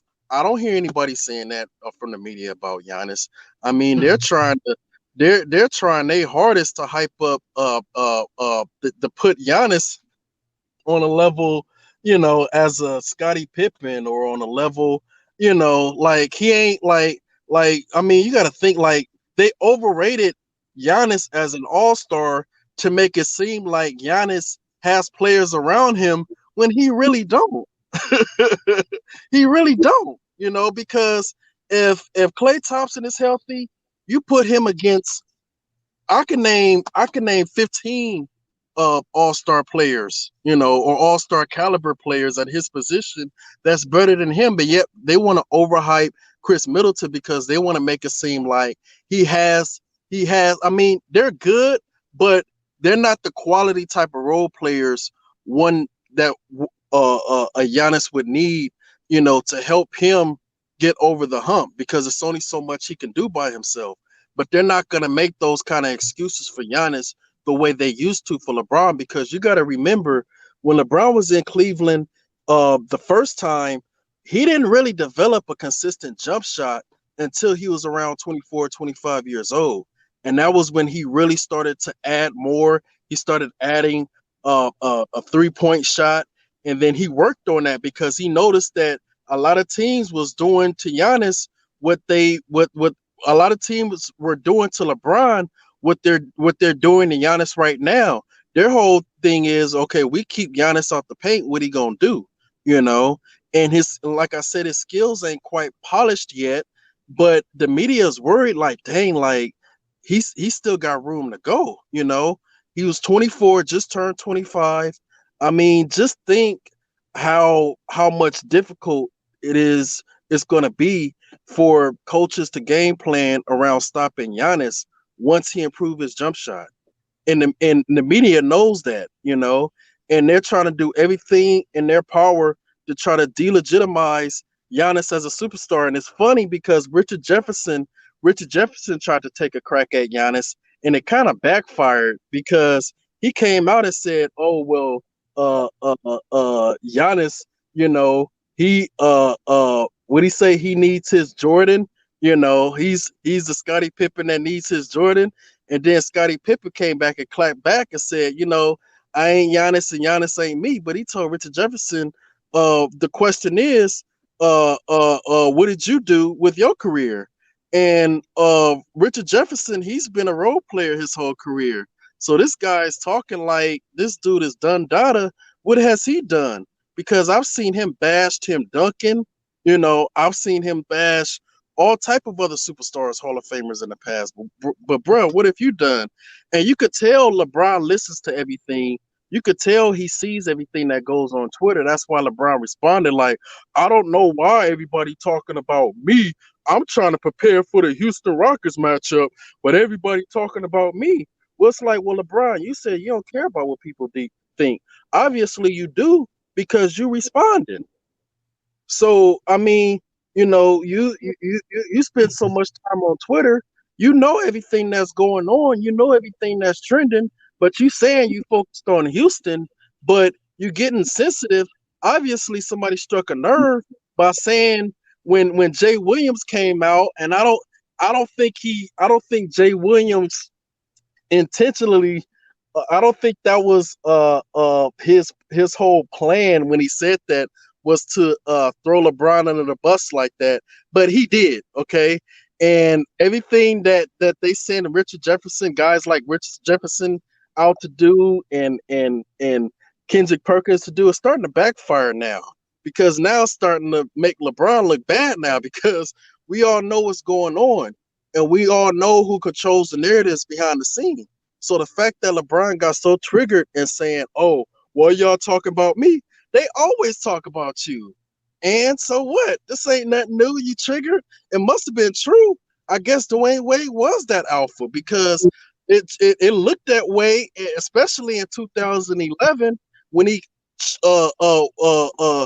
was on his way to carrying you to your first championship, because he would have won the Finals MVP that year, because you had such a horrible you had probably one of the worst, if not the worst, performances by a guy that everybody's trying to put on the level of an MJ, which is just absurd to me. You know how you can let Jason Terry outscore you like that in the playoffs, and you taking a backseat to Dwayne Wade, and you getting up on Twitter trigger talking about, "Oh, we're never nobody's sidekick." It must be true because you wasted no time responding, bruh. So, anyways, we already know what's going on with this whole Giannis and Milwaukee thing. They scared of Giannis. They're not scared of him right now. They're scared of his ceiling. They're scared of his future. They're scared of what he's about to become, because Giannis is about to do bigger and better and greater things in the Eastern Conference for a long time than what LeBron James did when he was there, and the media is scared of that. And that's why they're trying to push him on Golden State, because they're trying to delegitimize him as a superstar the same way that they're doing to Kevin Durant right now. So we all see what's going on. I see the what is it called? The leaves from the forest. I don't know the quote, but you know what I'm talking about. Like, I see what's going on. You can't pull the wool over my eye. Like, I see what's going on. And yeah, it's still a foolery. We see what's going on in the media right now.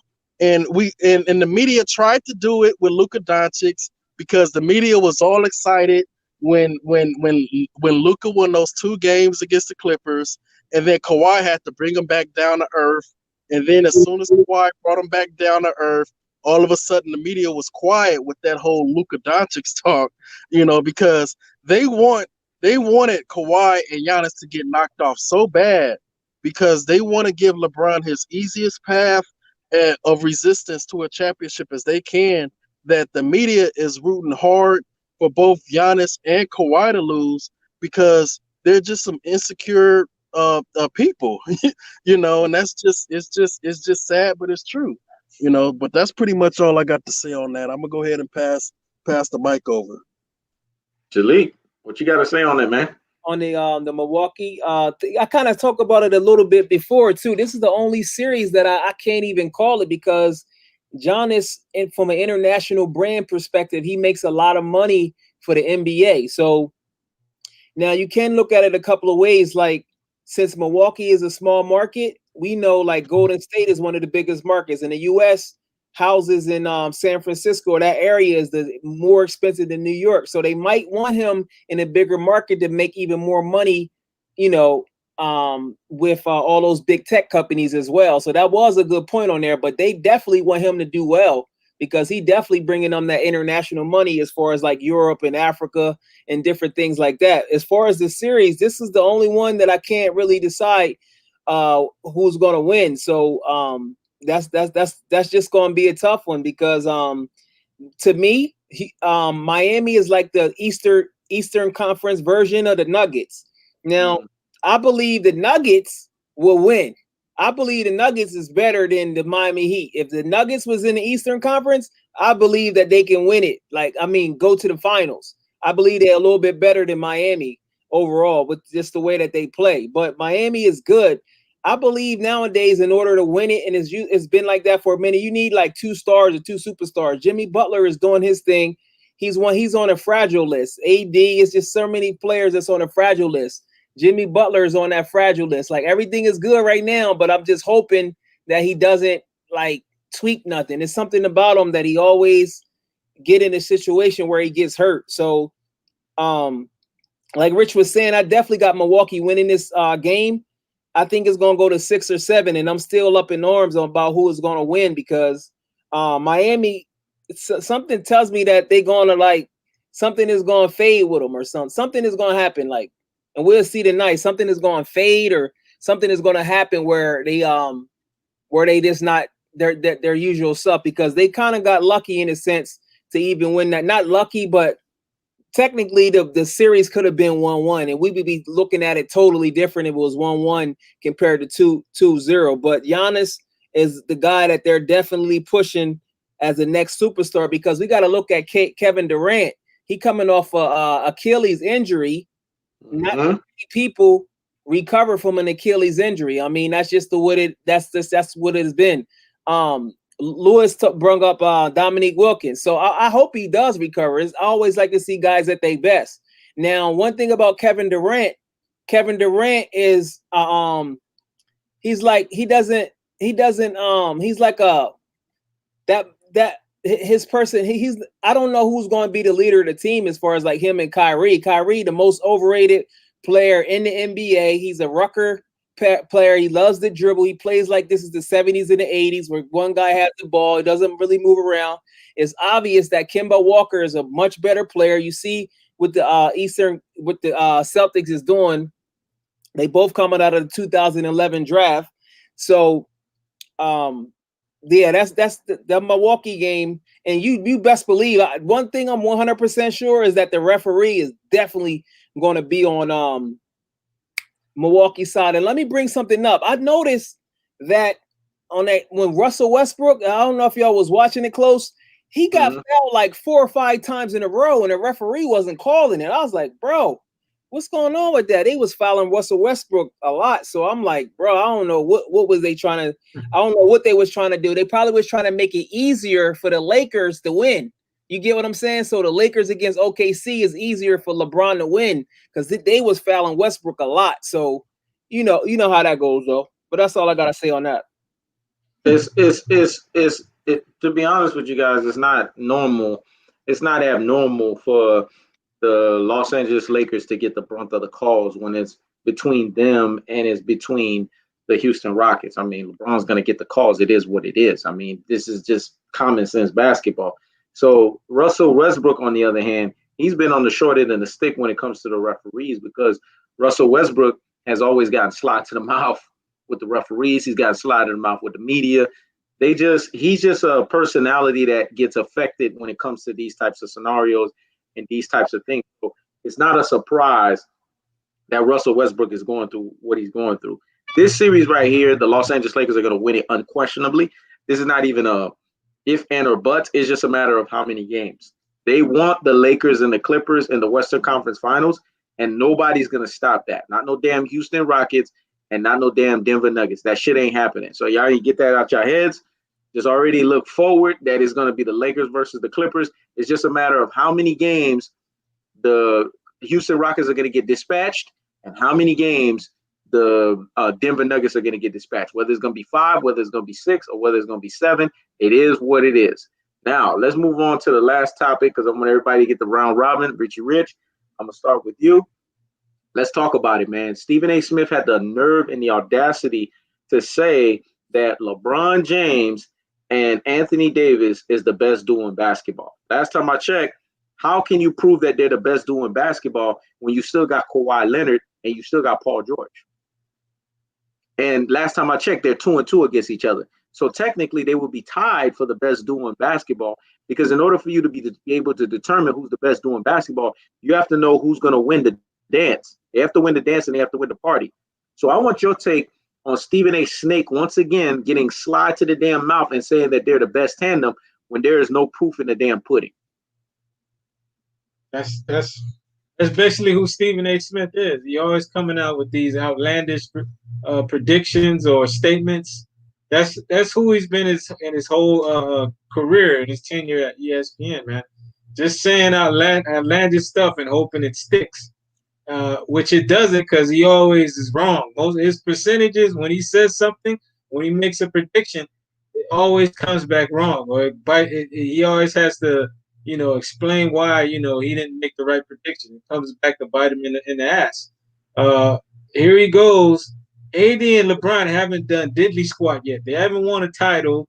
They weren't even in the postseason. LeBron didn't even bring this team into a playoff setting last year. And these guys, just because they formed together, by LeBron James sneakily having AD join his agency, and then AD all of a sudden saying that he didn't want to play on the Pelicans anymore, and he wanted to be traded to the Lakers. Them cats, they colluded. Let's be honest. We know what they did. But these guys, they still have to show that that they're the real deal, that they can deliver the goods. You don't call a pair the best duo if they never won anything. I don't know. You just make these predictions, throw these predictions out there. What if the Lakers proven? Yeah, they got the number 1 seed, but have they won a championship? Lakers are removed. The last time the Lakers won a championship was a decade ago, when Kobe and the Lakers were able to finally beat the Celtics. It's been a decade since that team has sniffed a championship, a final setting, man. I know you Lakers fans are thirsty. You guys want to feel that atmosphere again. See, but I don't know if LeBron and AD are the two that's gonna make it happen for you, man. Because LeBron James, we know his track record, man. Double the amount of losses than wins. And this guy is taking a shortcut. He's formed super teams, and he still got that percentage, that 33.3 abysmal finals average rating. I mean, we gotta call a spade, man. If these other greats were able to go the route that LeBron James took, these guys wouldn't have that 3 for 9 finals average, man. Man, it just boggles my mind, man. And AD, what has AD proven in this league besides he could put up numbers? Yeah, he's a star. That boy could put up numbers. But I recall when he played Golden State, that first time they swept his ass. He didn't do nothing. The second time he played Golden State, they gave him the gentleman's sweep. He had better players this time on his team. He had Rajon Rondo. Drew Holiday was doing his thing. But they still ended those boys in 5 games. KD gave him that work, man. Listen, AD didn't want nothing to do with KD in that series. He didn't want nothing to do with KD in that series. And Draymond Green was giving it to him defensively. So AD got something to prove. Yeah, he's a bona fide star player in this league, all-star player in this league. He could play defense at a high level. He could score in bunches. But does that mean they're going to win the championship? Doesn't mean it. You still got to go out and play those games. You still got to go out there and get it done. And they're going to have to go through Kawhi, man. Kawhi just won that thing last season. Kawhi smelled that second championship. He got 2 finals MVP. He knows if he wins that third finals MVP on a third different team, that is going to put him in a rarefied company. It's going to put him in a rarefied air where he belongs. The only player to go on 3 different teams and win 3 championships and 3 finals MVPs. No one has done that, man. Well, Jordan didn't have to do that. We all know what Jordan was doing. Sewing up 6 championships for the Bulls, never losing in the final. Why would he have to go to these other teams when he could win all his titles on the Bulls? Kobe Bryant was doing his thing. Kobe never moved. He won all his championships on the Lakers. Magic Johnson, Larry Bird. I don't have to go. You guys know. You guys already know those guys' resumes. Tim Duncan, you know those guys' resumes. But LeBron James, this man has been on 3 different teams, but yeah, all he has is 3 titles to show for it in 17 seasons. Please, man, listen. Let's go back to Kawhi. Kawhi hasn't even played a decade in this league. This man already got 2 championships, 2 finals MVPs. If he wins 3 in less than 10 years, 3 finals MVPs, what does that say about LeBron's career? LeBron need to be called out. Listen, I'm tired of the media, man. If Kawhi get that third championship and that third Finals MVP in less than a decade, them fanboys in the media need to start calling LeBron out. I'm tired of it. Listen, we need to get on Twitter. We need to get on all the social media platforms and rile this thing up somehow. And get on these media or these so-called analysts, man, to get on LeBron, to stop that LeBron brigade, stop that fanboyism, because I'm tired of it. Stephen Curry played less time in the league. This man got 3 championships. Them Golden State Warriors, they done beat LeBron. They own him. LeBron got no rivals in this league. Everybody he's played, they own him. Kevin Durant owns him. Stephen Curry owns him. Dirk Nowitzki owns him. Tim Duncan owns him. I'm tired of this stuff, man. Listen. And this is the best duo? LeBron and AD is the best duo. Man, somebody need to call Stephen A. Smith out and tell him to stay off the weed. Because that boy spoken that good stuff, coming out and saying some nonsense like that. That boy's on some weed. But, Stephen A. Smith, man, he's there. We know why he's there, man. He's there to keep things dramatic.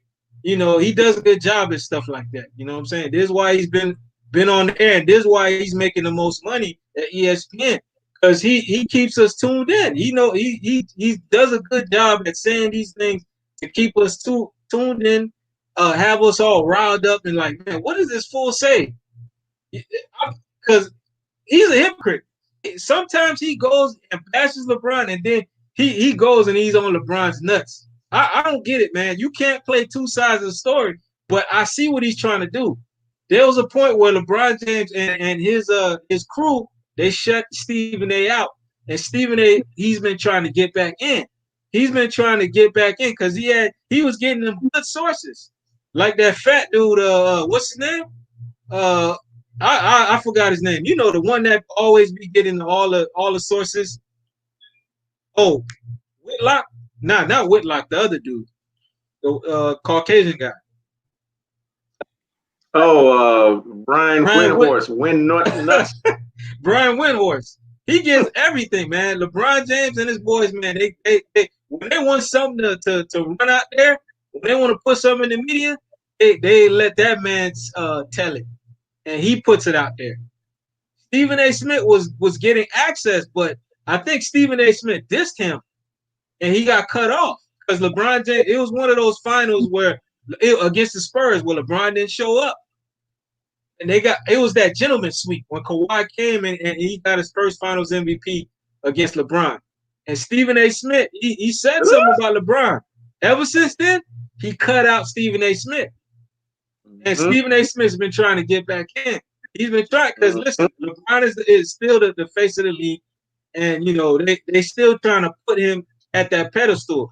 So as a reporter, as an analyst, you want to have access to those sources. So a guy like Stephen A. Smith, he's like one of the guys that are the faces of ESPN. So to him, it's like a pride thing, man. He's got to have those sources. He's got to have access to LeBron. If he doesn't, he feels like, okay, damn, I'm being shut out. You know what I'm saying? This guy had to go. He had to go to threaten KD on live TV. Who does that? You remember when he did that? Mm-hmm. When he threatened KD on live TV, I was like, "Whoa, Stephen A. Smith! This dude getting slipped into the mouth with KD." I couldn't believe this. I'm like, who? I thought he was gonna get suspended, man. I was like, who is this dude? But listen, man, that dude got a pride to himself. You already see it because he's the highest paid guy on ESPN. Yeah, he got a reputation to uphold. So that's just who he is. So listen, if I'm gonna say it one more time, man, if Kawhi win that championship, man, listen. 3 Finals MVP, three championships, 3 Finals MVPs on 3 different teams in less than a decade. we got to call Bron out. I'm tired of it. We got to call Bron out. That's it. Even Paul Pierce. Paul Pierce was going at it that other day. Listen, I don't want to hear no go talk. If LeBron don't win this title, if Kawhi win this title, I want to stop hearing the GOAT talk. We need to start talking about Kawhi. We need to stop talking about Bron. He got a lot of hate for it. I don't know if you got. I think it was like a couple weeks ago, where Paul Pierce came and said that, and he was getting some mad hate for it. But Paul Pierce is right. Nothing but facts. Listen, man. I hope you guys are in agreement with me, man. Look, we gotta start spamming ESPN's Twitter. If Kawhi wins that Finals MVP, wins that title, boy, we gotta spam these dudes like no other. Richy Rich on point, man. Hey, Anthony L, what you got to say on that, dog? Well, real quick, I'm gonna get straight to the point with what I have to say right now. I know a lot of people's wondering right now. Why I'm on this current NBA playoff strike right now, and I'm just gonna get to it. You know, I was very disappointed by the retraction of these teams with this whole boycott situation. Now, here's the thing. You know, I've heard reports that Obama had a call with some of the NBA players and discouraged them from going on with this boycott. And I had, if that's true, then I have a huge problem with that, because here's the thing. He was telling them to use their platform to continue to create change and to continue to voice their feelings and continue to use their platform. But I was thinking, like, my whole thing was, they've already been doing that. You know, and it's not really much of a platform if this isn't a black owned league, so you don't have much of a platform. You understand what I'm saying? You have to kowtow to what these 30 owners and what this commissioner has to say. And you know, they're going to let you voice your opinion and let you speak your mind, and sure, they're going to put the Black Lives Matter on the court, and they're going to put the Black Lives Matter on the shirts. But at the end of the day, it's a business. And when you start threatening to take money out of these old white man's pockets, then that's when you have a problem.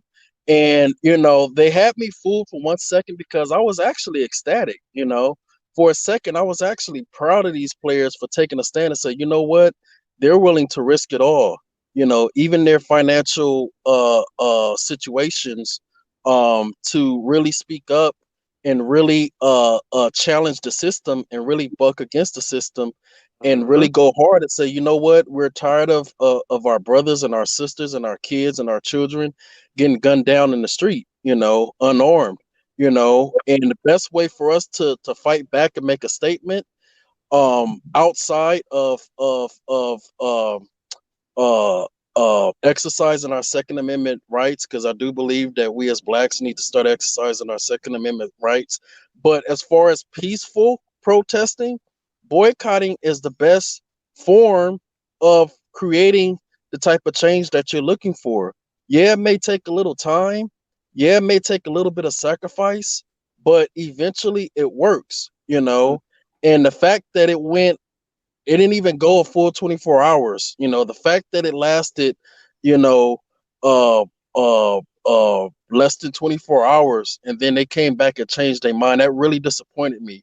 And like I said, I was really disappointed in Obama getting involved, because I personally didn't think he had any business getting involved in what the players was doing. This is the next generation of youth. This is the next generation, you know, taking a stand, and they're trying to lead us to a different place in history, and Obama got in the way of that, you know.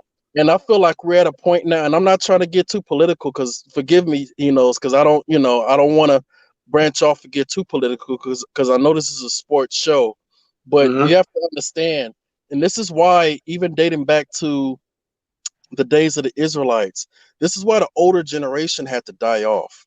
Mm-hmm. Okay, because the children of the Israelites, you know, they were going to a whole nother different place, and all of their parents, all of the old folks was doing, see, here's the thing: when you've been in bondage for so long, Mm-hmm. you get comfortable with being in bondage, and Mm-hmm. that's we're seeing that. That's the problem with our older generation right now. We're comfortable with the bondage that we're in. We're telling people to vote, and all of this will go away. No, it won't. It's going to keep happening, and it's going to keep happening more and more and more until we realize that, hey, money is power. You know, these are our talents that they're profiting. They're profiting off of the backs of our talents. You know, and I am not anybody's minstrel show, and this is what the players need to be telling them. I am not anybody's minstrel show. You will not, kill our brothers and sisters and our children in the streets and shoot them, especially while they're unarmed and they're not posing any threat, you know? And the fact that they ended this so quickly, I would have been okay with it if they wouldn't have done anything at all and they would have come up with a better plan. But see, this is the thing that pisses me off, because the same people in the media was telling Kyrie, "Oh, I like what you're doing, but you don't have a plan. You don't have a plan." Okay, these Right. players didn't have a plan when they went and did they boycott. Now they coming back saying, "Oh, well, we need to devise a better strategy, a better plan." But you guys killed Kyrie when he came out and said, "You know what? Let's do something." You know, and they bashed him and saying, "Oh, you ain't got no plan." Okay, but where was that same energy at when you had a boycott that didn't even last 24 hours? You know, Yep. and I just think that I feel like this: if you're gonna start something, finish it. You never start anything that you can't finish. You don't Mm-hmm. start a job you can't finish. You don't start a fight you can't finish. When you set your mind to something, if you say you're gonna do something, you follow through and you do it all the way until you get. Y'all saying this is bigger than basketball, but do you really mean it, or is that Exactly. just lip service, or is that just for show? You Mm-hmm. understand what I'm saying? Mm-hmm. So 2020 is really separating the real from the fake, you know. And I wanted to sit back and see, okay, these NBA players really about that life, you Yep. know? Because as much of the talking as I see on Twitter, you know, and like I said, you got some of them that are doing great things. You got some of them that are on the ground, and I salute that, and I'm proud of the players. But Mm-hmm. don't talk about it, be about it, you Mm-hmm. know. And I'm not saying that people shouldn't vote or whatnot, or discourage anybody from voting. That's not what I'm saying. But the whole initial thing that I got from this was that, okay, they felt like, okay, we're gonna send. I felt like by them doing that, I thought that they were sending a message to the owners, like, you know what, y'all not saying nothing, y'all not standing with us, you know, we want to get your attention, because a lot of these owners, they are, some of them, they have connections with a lot of these politicians, and a lot of these politicians that they got connections with, they can create that change that we're looking for, not just on a national level, but even at the local level. They invest so much money into a lot of these different politicians. We're saying Black Lives Matter, but how do these owners really feel behind the scenes? You know, and it's just, I just thought it was just, now it's made the NBA players look powerless, because anything that they say now about a movement, or about Black Lives Matter, or about any type of change that they're looking for, all of that got weakened, all of that got watered down the moment they came back and said, "Oh, we changed our minds. We're gonna go back and play." And it's like the owners are sitting back thinking, like, "Yeah, that's exactly what I thought." You had your little time off. You know, we gave you time to vent and be angry, but let me remind you of what's in this CBA agreement. Let me remind you that we could tear up this contract and really get some things going. So you can either fall in line, and quote unquote get back in your place, or you really gonna have some problems on your hand. Now, do you want that? You know, so when you send that type of message, and it's like you have to wonder, like, dang, like, do I want to continue to stay in the comfortable position that I'm in right now, or do I really want to be about it and fight for my people? You got to make that choice. And this is what I'm saying. You can't be a 100% athlete and a 100% activist at the same time. You got to choose which one you're going to do. Because Muhammad Ali lost out on 3 years of his prime standing up for his people. He didn't change his mind. He didn't waver. He didn't go back. He didn't apologize. He stood on his principles, and he stood on the truth. And throughout everything that he went through, he maintained his integrity. Same with Colin Kaepernick. You know, everything that was thrown his way, he didn't know prior to him doing that he was going to get a Nike deal out of it. He didn't know if he was going to reach a settlement and get money out of this whole ordeal. He just did it because his heart was in the right place in terms of what was going on in these streets in this country, and he took a stand, and he did it at a time when it wasn't popular to do it. See, the NBA players is taking the knee now, but I mean, everybody's already been doing it. So the effectiveness of it is really not really that as powerful as when Kaepernick did it, because when he did it by his lonesome. I didn't see the NBA players taking a knee when he did it, and that was 4 years ago. You understand what I'm saying? So it's like, all I'm saying is if you're going to start something, you finish it, you know? And I was really disappointed about that, and that's what led to me taking just a break from the NBA right now as far as watching it, because it's too much going on right now. I feel like a lot of people are compromising their stance because, you know, they worried about either endorsements or how people's going to view them, or they're worried about, oh, you know, well, what's going to happen to, you know, all of this stuff that I got going on right now if I start speaking up on what's going on. But see, you got to make up your mind and figure out what you want to do as a player.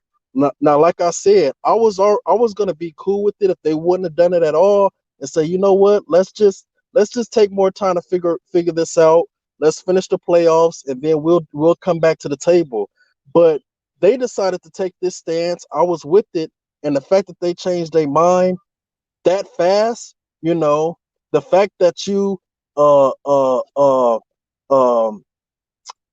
fact that you walked away from it that fast, when it was, they got a little bit of the criticism from the White House and different people here and there, and you know, I don't know everything that was said in that meeting between the owners and the players and whatnot, but it's just like, you know, if you're really gonna take a stand on something, then stand on it. Because if you don't stand on what you believe in, then you're gonna fall for whatever. You know, you're gonna fall for whatever they throw at you, and that's exactly what they did.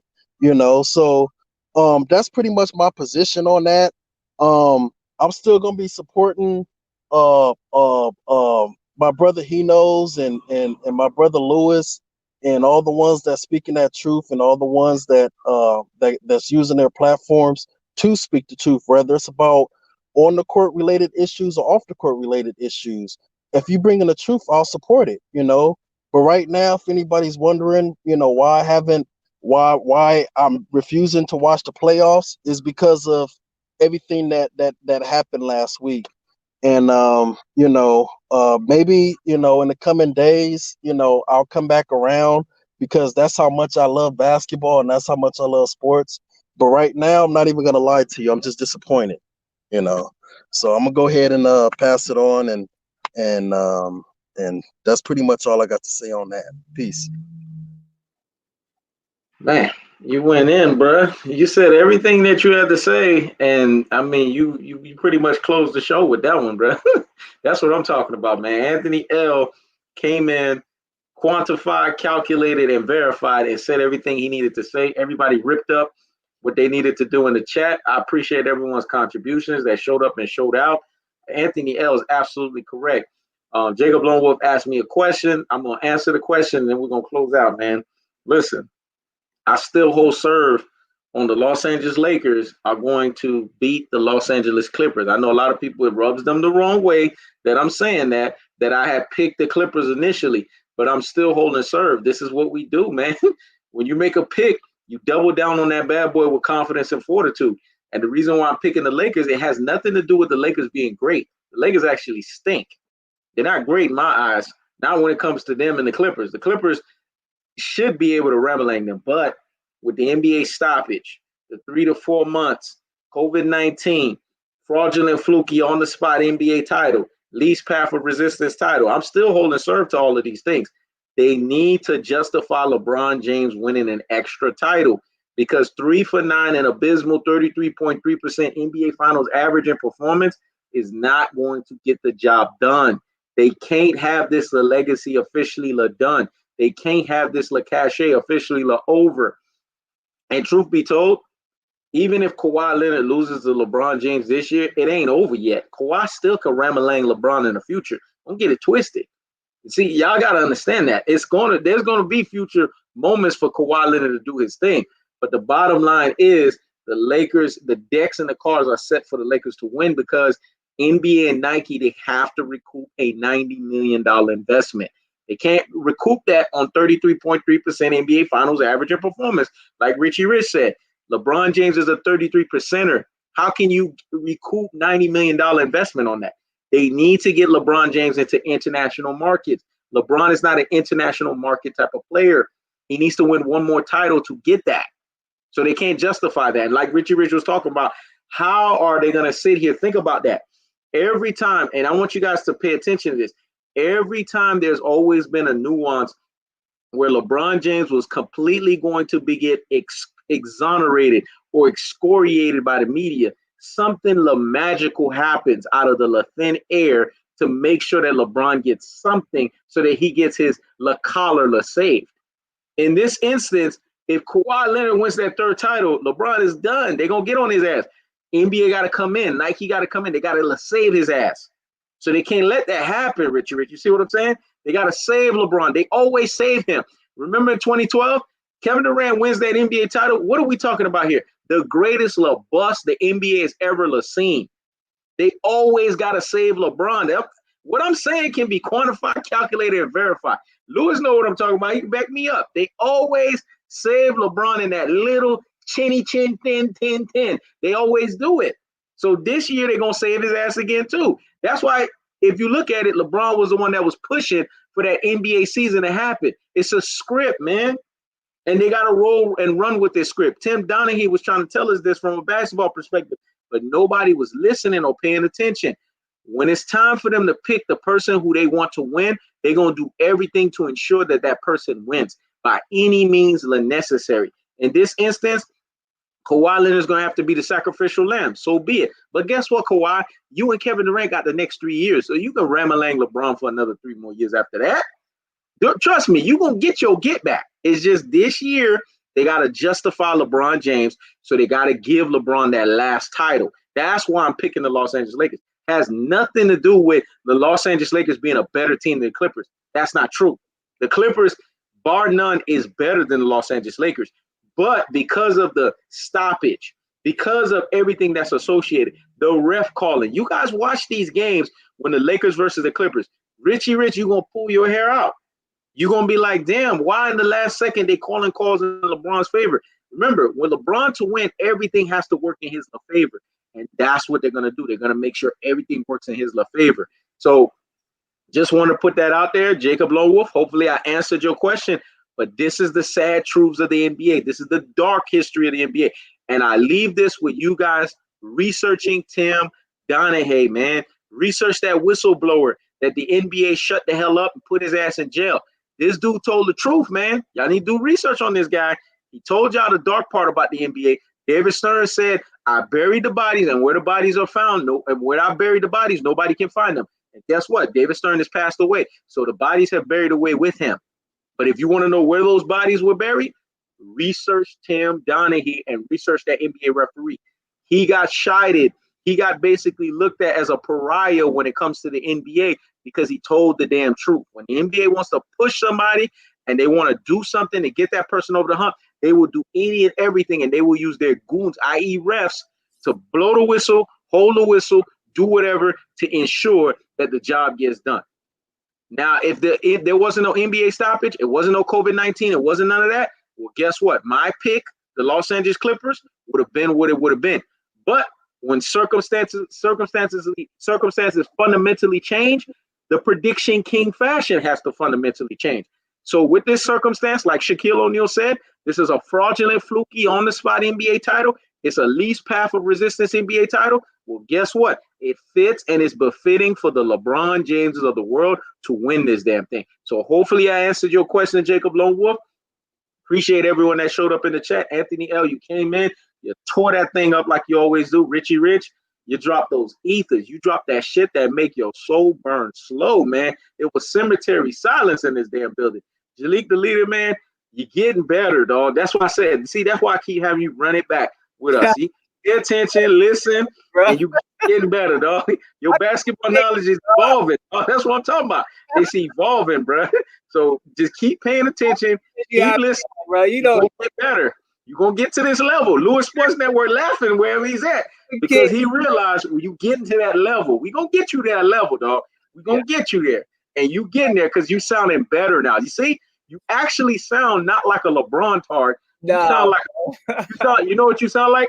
You sound like in the Gulf. You know what I'm saying? You sound like you're in an abyss. You're trying to be apostatizing and trying to be proselytized into what we call true NBA purists, but you ain't fully there yet. But we're gonna give you credit. We're gonna give you credit. Yeah. You getting there. You getting there. So we gotta give it to you. So thank you, the league leader. Thank you for your contributions, man. Appreciate you, man. I said I appreciate you having me on, man. Yeah, all the time, man. All the time. Appreciate you, brother. Appreciate Richy Rich.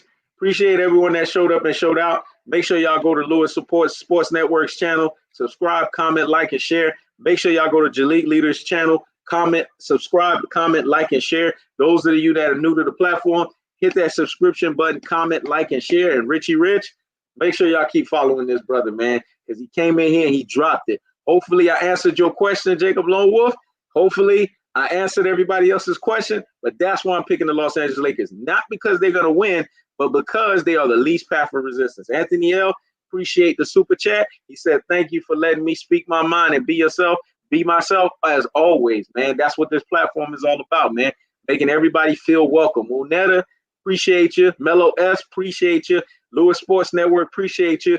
Next week, we're going to have Lewis Sports Network on so that him and Jalik can get at it.